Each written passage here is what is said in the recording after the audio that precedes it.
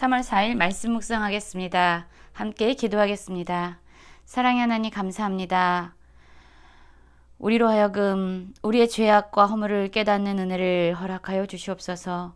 죄로 말미암아 깨어지고 단절된 하나님과의 관계를 회복할 수 있는 은혜를 우리의 삶 가운데 날마다 부어 주시옵소서. 예수님 이름으로 기도했습니다. 아멘. 오늘의 말씀은 레위기 4장 1절부터 21절까지의 말씀입니다. 말씀을 함께 살펴보시기 전에 개인적으로 말씀을 꼭 읽으시고 묵상하는 시간 가지시기 바랍니다. 레위기 1장부터 7장까지는 하나님께 나아가는 방법인 제사에 대해서 다루고 있습니다. 첫 번째로 다뤘던 게 바로 번제였고요. 그리고 소제에 대해서 다뤘습니다. 그리고 우리는 어제 화목제에 대해서 다뤘지요. 오늘 우리가 다루게 될 제사는 바로 속죄제에 대한 것입니다. 오늘과 내일에 거쳐서 속죄제를 어떻게 드림으로써 우리는 하나님께 나아가야 되는지에 대해서 살펴볼 것입니다. 4장 1절입니다.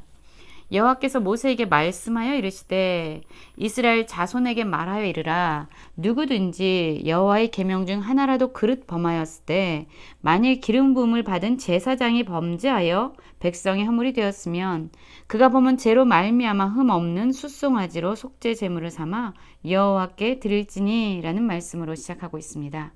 그렇습니다. 하나님께서는 이제 하나님의 계명을 어겨서 그릇 범죄한 사람들은 누구든지 하나님께 나와서 제사 드릴 수 있는 그러한 길을 열어주셨습니다. 특별히 3절에서부터 보면은요, 바로 하나님께 기름 부음을 받은 제사장이 범죄하였을 경우에 대해서 말씀하여 주고 있어요.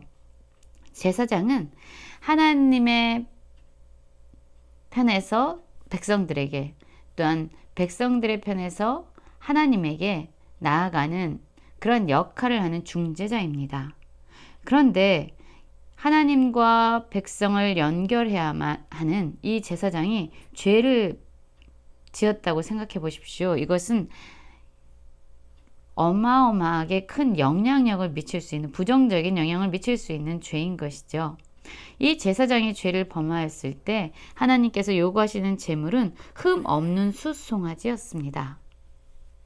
오늘 살펴보는 이 속죄 제사는요, 바로 죄를 속하기 위해서 드려지는 제사인 것이죠. 그리고 이 속죄 제물로 하나님은 제사장들에게는 흠없는 송아지를 요구하셨습니다. 4절부터 보면은요, 그 송아지를 회막문 여호와 앞에 끌어다가 그 송아지를 머리에 안수하고 그것을 여호와 앞에 잡을 것이요. 기름 부음 받은 제사장은 그 송아지의 피를 가지고 회막에 들어가서 그 제사장의 손가락에 그 피를 찍어 여호와 앞 곧 성소의 휘장 앞에 7번 뿌리치며 정결하게 하라는 거지요. 제사장은 그 피를 여호와 앞 곧 회막 안 향단 뿔들에 바르고 그 송아지의 피 전부를 회막문 앞 번제단 밑에 쏟을 것이며 라고 말씀하고 있습니다. 그렇습니다. 이 피를 통해서 하나님의 휘장, 성소의 휘장, 그리고 회막 안 향단, 그곳을 정결하게 해라 라고 말씀하고 있어요. 그리고 나서 이제 이 속죄제물에서, 송아지에서 모든 기름과 또한 콩팥을 떼어냅니다. 우리 어제 화목제물에서도 살펴보았죠.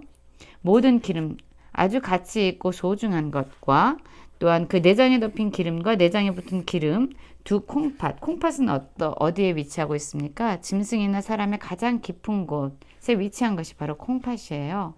그렇기 때문에 이 콩팥이 의미하는 것은 우리의 가장 중심, 우리의 가장 마음 깊은 곳을 의미합니다.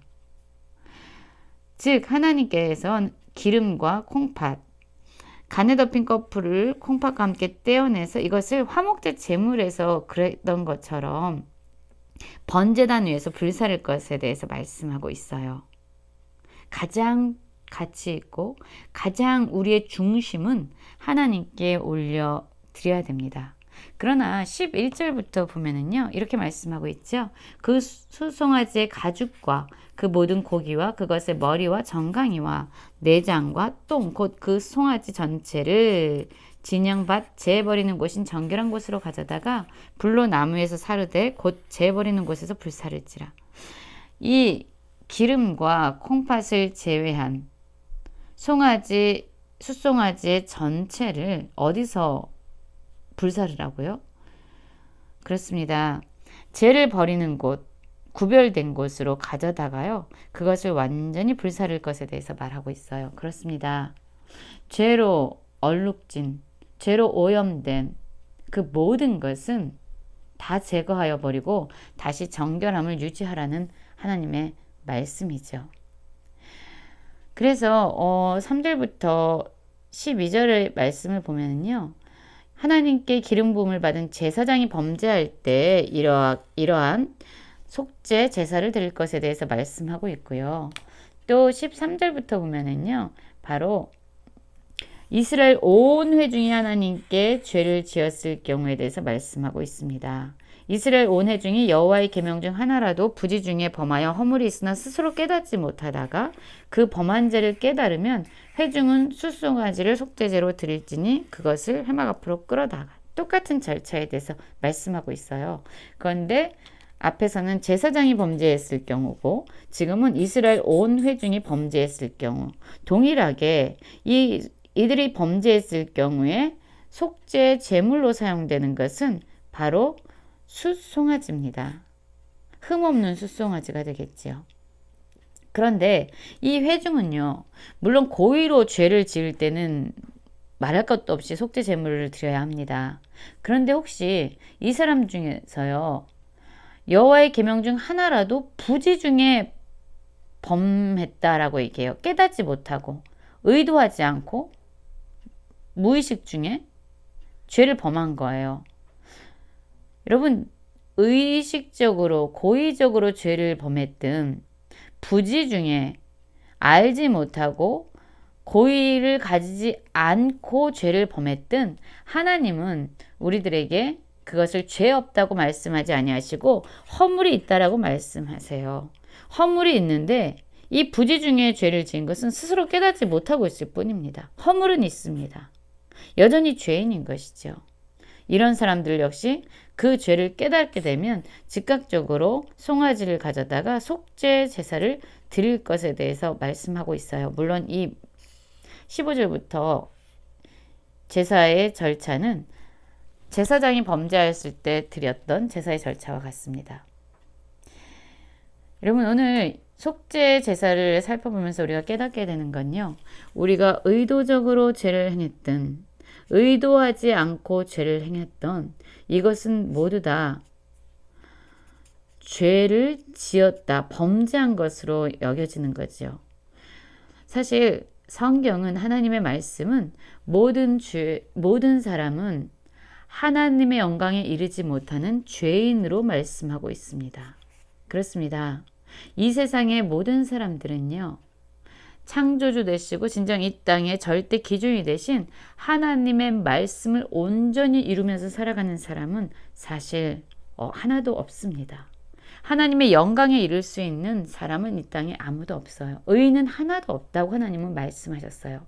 다만 이 세상에 두 종류의 죄인이 존재하는데요. 하나는 스스로가 죄인이란 것을 알고 있는 죄인이 있고요. 또 한 명은 스스로가 죄인인지를 깨닫지 못하는 죄인이 있을 뿐인 거죠. 모두가 죄인입니다. 의도적이든 의도적이든 않든 깨닫고 있든 깨닫지 못하고 있든 이 세상의 모든 사람은 죄인인 것이죠. 그래서 이 속죄제는요, 사실 모든 사람이 하나님께 드려져야 될 제사입니다. 이 속죄 제사의 목적은 무엇입니까?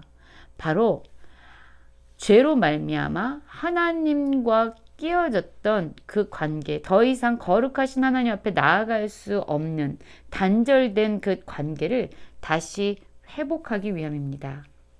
잃어버렸던 거룩을 다시 회복하기 위해서 하나님께서 우리에게 요구하신 것이 바로 속죄 제사입니다. 오늘도 속죄 제사에 대해서 살펴보았는데 내일도 이제 평민들이든 또한 가난한 사람들 또한 그런 사람들 족장에 대해서 그들이 죄를 지을 때 어떻게 해야 되는지에 대해서 말씀을 살펴볼 거예요.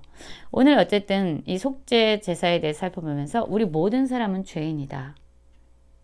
그들이 깨닫고 있든 깨닫지 못하고 있든 스스로 죄인이라고 인정하든 스스로 죄인이 아니라고 거부하든 상관없이 우리는 모두 죄인이고, 그럼에도 불구하고 하나님은 우리를 포기하지 아니하시고 우리를 버리지 아니하시고 죄인임에도 불구하고 거룩하신 하나님에게 나아갈 수 있는 그 속죄 제사를 통해서 하나님께 나아갈 수 있는 길을 열어 주심으로 말미암아 하나님과의 깨어진 관계를 다시 회복시키는 은혜를 우리에게 허락해 주셨습니다.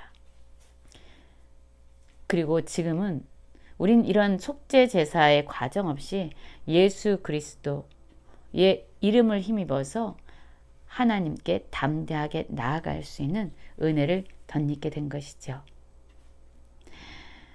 우리의 죄가 무엇인지 하나님께서 깨우쳐 주시는 것이 은혜입니다. 죄를 깨닫고 하나님에게 애통하는 심령으로 예수 그리스도 안에서 하나님께 나아가는 것이 바로 하나님이 우리에게 주신 은혜입니다. 죄인을 포기하지 아니하시고 여전히 하나님께 나아갈 길을 열어주신 하나님의 은혜에 감사하며 하루를 살아갈 수 있는 모든 성도님들 되시길 간절히 기도합니다.